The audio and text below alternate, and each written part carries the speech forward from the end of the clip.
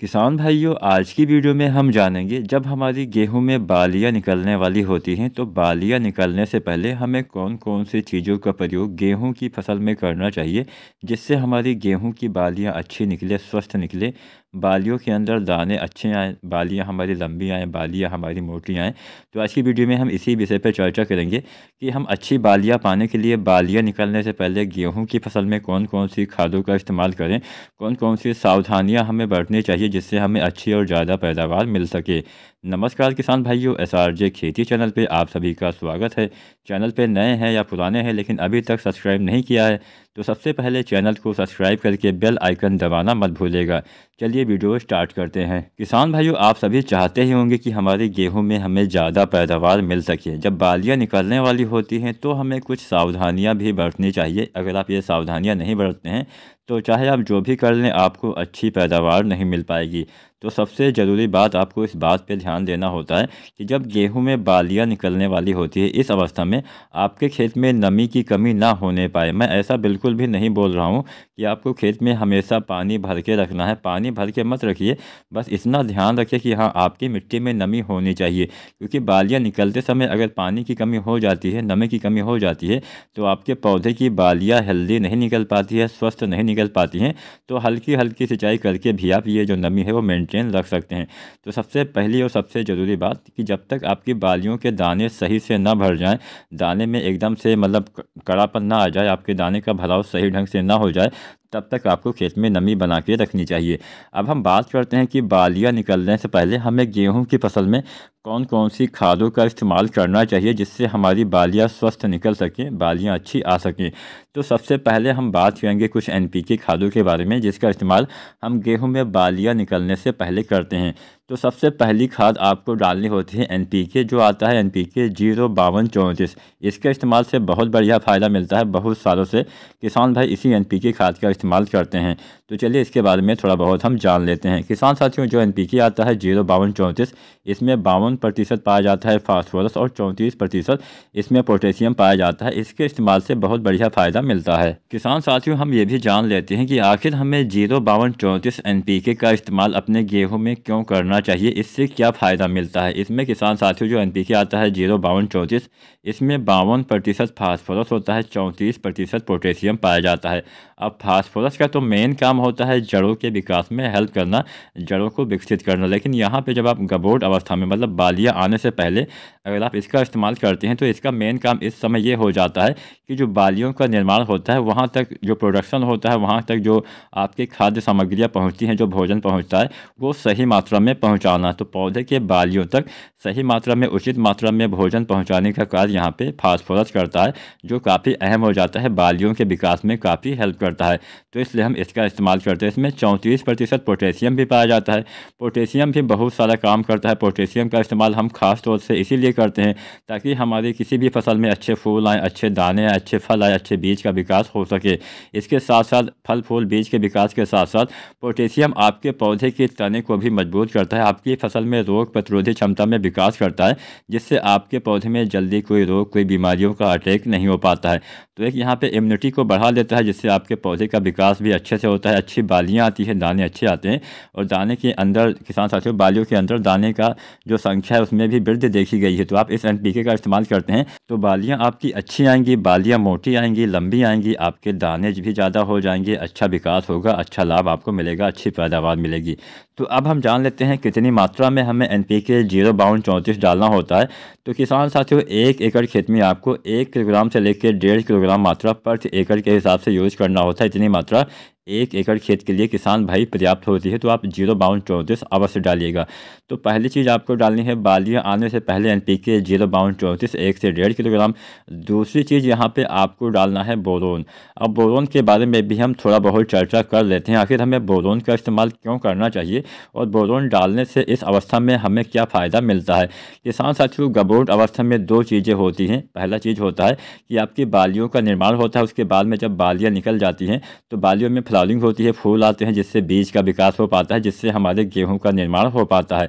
तो सबसे पहले हम बात करते हैं बालियों के निर्माण के बारे में। किसान साथियों, बोरोन का अगर हम जानें कि क्या कार्य होता है हमारी फसलों में, तो बोरोन का दो अहम काम होता है। पहला काम होता है कि जो भी आपकी मिट्टी में तत्व होते हैं, जो भी आपकी मिट्टी में जो खाद्य पदार्थ होते हैं या फिर जो पानी वगैरह होता है, उसको आपके पौधे के सभी अंगों तक पहुंचाने का कार्य बोरोन का होता है। अर्थात बिना बोरोन के आपके पौधे का विकास ही अच्छे से नहीं हो पाएगा, आपका पौधे का जीवन चक्र ही पूरा नहीं हो पाएगा।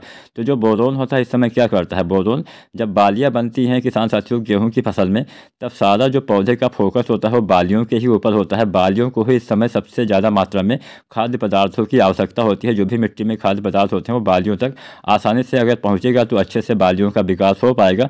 तो बोरोन यहाँ पे काफ़ी अहम रोल अदा करता है। बोरोन आपके बालियों के विकास में काफ़ी हेल्प करता है, जिससे समुचित बालियाँ अच्छे से आ पाती हैं। दूसरा काम होता है बोरोन का पोलिनेशन में हेल्प करना। पोलिनेशन का मतलब आप सभी समझते होंगे, परागण प्रक्रिया जो होती है, जब आपके गेहूँ की बालियाँ निकल जाती हैं तो बालियाँ निकलने के बाद गेहूँ में आपने देखा होगा फ्लावरिंग होती है, फूल आते हैं, और फूल आने के बाद ही हमारे दाने का निर्माण हो पाता है।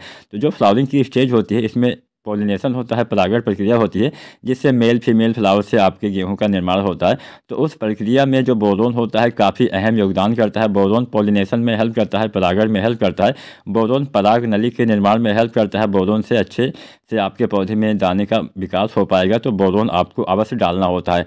अब हम बात करें कि हमें कौन सा बोरोन डालना चाहिए, तो किसान साथियों जो बोरोन आता है 20% वाला, तो 20% वाले बोरोन की यहाँ पे आपको गबोट अवस्था में मतलब बालियाँ निकलने से पहले आपको लगभग 100 ग्राम मात्रा ही डालनी है। बहुत अधिक मात्रा में बोरोन का इस्तेमाल मत करिएगा।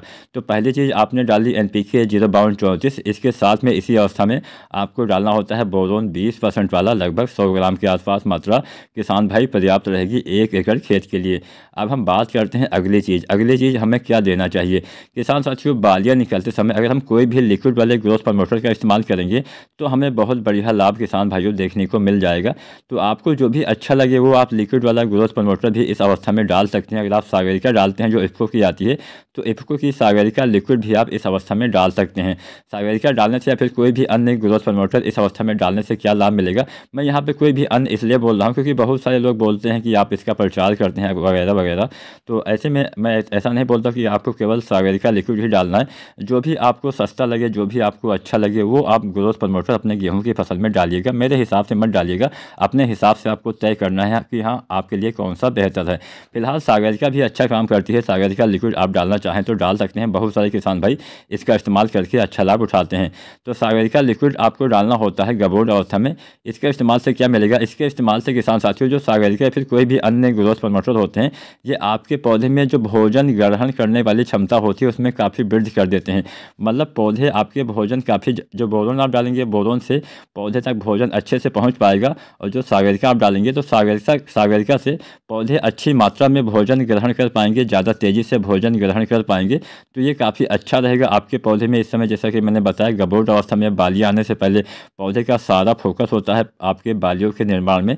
तो बालियों के निर्माण में अगर भोजन की गति जो प्राप्त करने की जो गति है उसमें तेज़ी आएगी, तो निश्चित ही आपकी बालियों के विकास में भी तेज़ी आएगी, बालियाँ अच्छी आएंगी, हेल्दी आएंगी। और इस समय हमें यानी बालियाँ आने से पहले हमें सारा फोकस इसी बात पर रखना है कि हमारी बालियाँ कैसे अच्छी आएँ, स्वस्थ आएँ, क्योंकि बिना अच्छी बालियाँ के हम कभी भी अच्छा उत्पादन नहीं ले पाएंगे। मान लीजिए आप कुछ भी गलती कर देते हैं तो क्या होता है, बालियाँ छोटी रह जाती हैं, हमें अच्छा उत्पादन नहीं मिल पाता है। तो इसके लिए सागरिका लिक्विड आप इस्तेमाल करिएगा, अच्छा लाभ मिलेगा।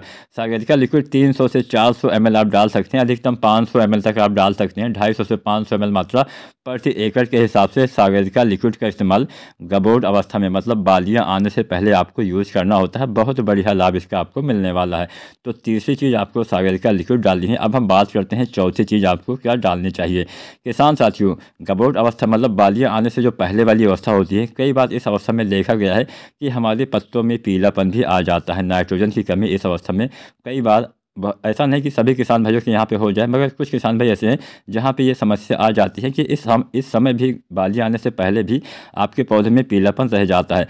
तो जब पौधे में पीलापन रह जाएगा तो पौधे प्रकाश संश्लेषण से अच्छी मात्रा में भोजन नहीं बना पाएंगे। जब पौधे अच्छे से भोजन नहीं बना पाएंगे तो पौधे की जो बालियाँ होती है उसका निर्माण सही ढंग से नहीं हो पाएगा। तो पौधे के अच्छे निर्माण के लिए इस अवस्था में भी नाइट्रोजन की पूर्ति किसान साथियों आपको अवश्य करनी चाहिए। मैं आपको बताते चलूँ, जो हमने पहला आपको बताया NPK 05234, जिसमें 52% फास्फोरस, 34% पोटेशियम होता है, लेकिन इसमें नाइट्रोजन नहीं पाया जाता है। तो यहाँ पे नाइट्रोजन की पूर्ति के लिए हम यूरिया खाद बिल्कुल भी मिट्टी में नहीं डालेंगे, क्योंकि गबोट अवस्था में बालियाँ आते समय आपको यूरिया का मिट्टी में इस्तेमाल बिल्कुल भी नहीं करना है। इसका आपको छिड़काव विधि से, स्प्रे विधि से इसकी पूर्ति करनी होती है। तो कैसे करना है ये भी हम जान लेते हैं। किसान साथियों, जो यूरिया आती है दानेदार, इसकी आपको 1 से लेकर 2 किलोग्राम मात्रा प्रति एकड़ के हिसाब से इसका घोल बना के आपको छिड़काव करना होता है। तो किसान साथियों, इसके छिड़काव से नाइट्रोजन की पूर्ति भी हो जाएगी और आपके पौधे में अच्छे से भोजन भी बनेगा, अच्छे से बालियों का विकास होगा। तो यहाँ पे कुल मिला के हमने 4 खादें आपको बताई। अब कैसे कैसे आपको डालना है ये तरीका भी आप समझ लीजिएगा, वीडियो को पूरा जरूर देखिएगा। तो NPK 05234 1 से 1.5 kg, बोरोन 100 ग्राम 20% वाला, सागरिका 300 से 400 ml प्रति एकड़ के हिसाब से, और जो यहाँ पे आप यूरिया का छिड़काव करेंगे वो आप लगभग 1 से 2 किलोग्राम डालेंगे। लेकिन यहाँ पे ध्यान आपको ये रखना है कि सभी को आपको इकट्ठा मिला के नहीं घोलना है, सभी का अलग अलग आपको घोल बनाना है। और अलग अलग घोल बनाने के बाद जब आप टंकी में डालें तो इकट्ठा डाल के आप छिड़काव कर सकते हैं। मेरा मतलब इतना ही है कि बहुत लंबे समय तक इनको एक साथ मिला के नहीं रखा जा सकता है, सभी का अलग अलग घोल बना के आसानी से एक साथ प्रयोग करेंगे, अच्छा लाभ मिलेगा, आपका समय में भी बचत होगा, आपके पैसे की भी बचत होगी और आपकी बालियाँ भी अच्छी आएंगी, हेल्दी आएंगी, जिससे आपको अच्छा उत्पादन भी किसान भाइयों मिल जाएगा। एक सावधानी आपको और बरतना है। कई बार अगर मान लीजिए आपके पौधे में मतलब गबोट अवस्था में या फिर बालियाँ आने से पहले अगर आपके पौधे में नाइट्रोजन की कमी नहीं दिख रही है, पत्तों में पीलापन नहीं दिख रहा है, तो यहाँ पे यूरिया खाद आपको नहीं डालनी है, इसका छिड़काव नहीं करना है। बाकी 3 चीज़ें आप NPK 05234, बोरोन और सागरिका लिक्विड का इस्तेमाल किसान साथी करेंगे तब भी अच्छा लाभ मिल जाएगा। अगर नाइट्रोजन की कमी हो तभी आपको यूरिया का छिड़काव किसान साथी करना है। ये एक बात ध्यान ये भी रखिएगा कि ये सब डालते समय आपके मिट्टी में नमी होनी चाहिए, तभी ये सारी खादें अच्छे से सही ढंग से किसान साथियों काम कर पाएंगी। तो इतनी खादें अगर आप गबोट अवस्था में बालियाँ आने से पहले डालते हैं, अच्छा आपकी बालियाँ अच्छी आएंगी, अच्छा विकास होगा, आपको अच्छा ही उत्पादन मिलने वाला है। अगर अच्छी जानकारी आपको पसंद आई हो, वीडियो को लाइक करना। कोई सवाल हो, कोई सुझाव हो, नीचे कमेंट के माध्यम से अपने सारे सवाल हमसे साझा कर सकते हैं, हम आपके सारे सवालों के जवाब जरूर देंगे। वीडियो देखने के लिए किसान साथी फिर से आप सभी का बहुत बहुत धन्यवाद।